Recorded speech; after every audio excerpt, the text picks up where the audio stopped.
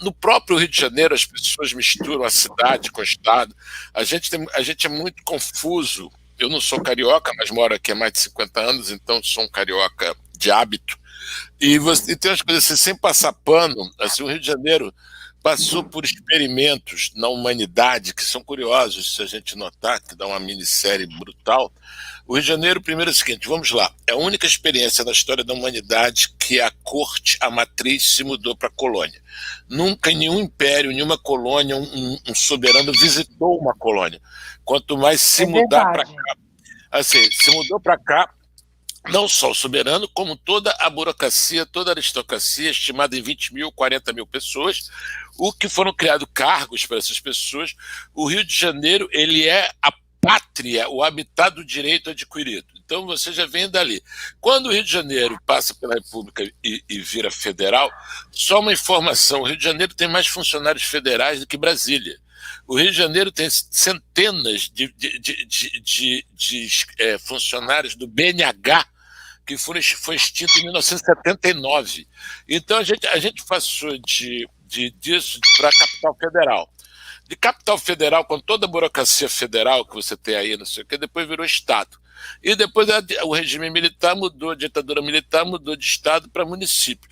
Ou seja, em 30 anos, estou falando depois da corte, depois que deixou de ser federal, o Rio de Janeiro mudou de posicionalidade jurídica 3 vezes, federal, estadual e municipal. Isso causa coisas como o Teatro Municipal é estadual, o Estádio Municipal é estadual. A Lagoa Rodrigo de Freitas, por exemplo, são 3 gestões. O Espelho é estadual, o entorno é municipal, as encostas são federais. O Cristo Redentor tem 4, que ainda tem arquidiocese. Isso tudo e com burocracias do terceiro mundo. Então, assim, quando você desandou tudo e só podia desandar, porque você ainda tem aí, você tem Sim.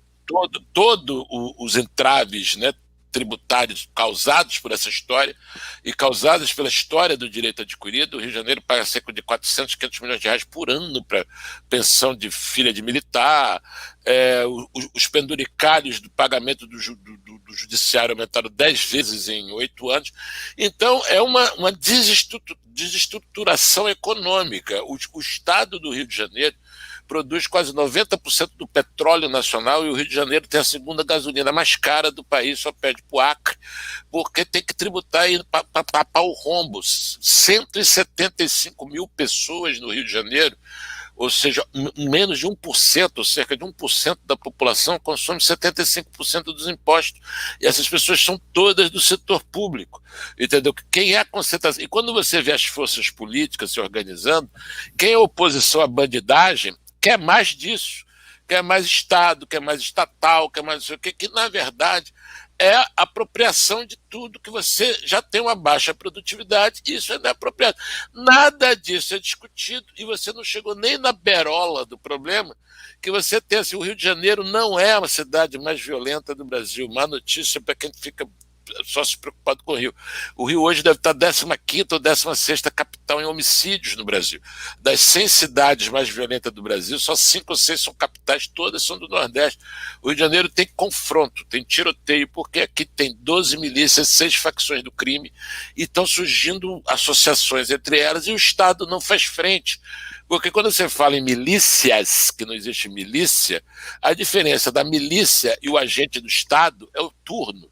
De manhã o cara é policial, de noite ele é miliciano.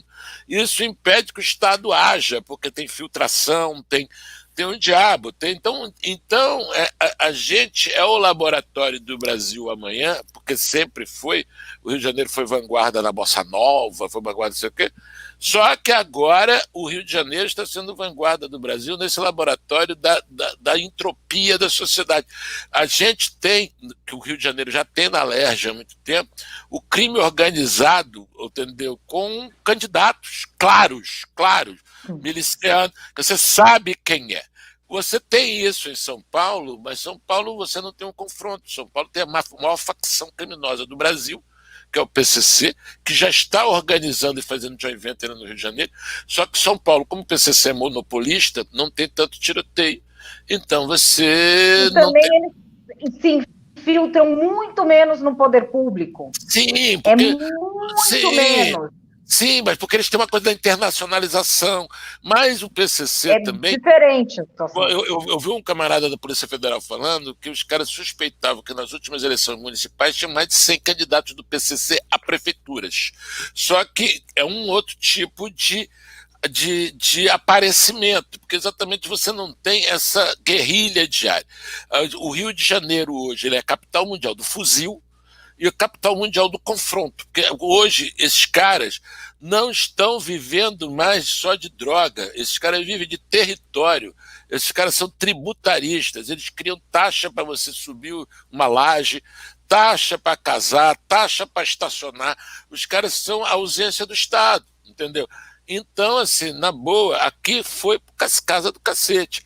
Agora, o Brasil vai no mesmo rumo porque a gente, cada vez mais, o Estado tem menos capacidade de investimento, de confronto, e cada vez mais o para-Estado está, obviamente, lambendo, né, nadando de braçada. Falei pra caralho, desculpem, um abraço. Mas nesse assunto, ao menos, eu sou meio empolgado.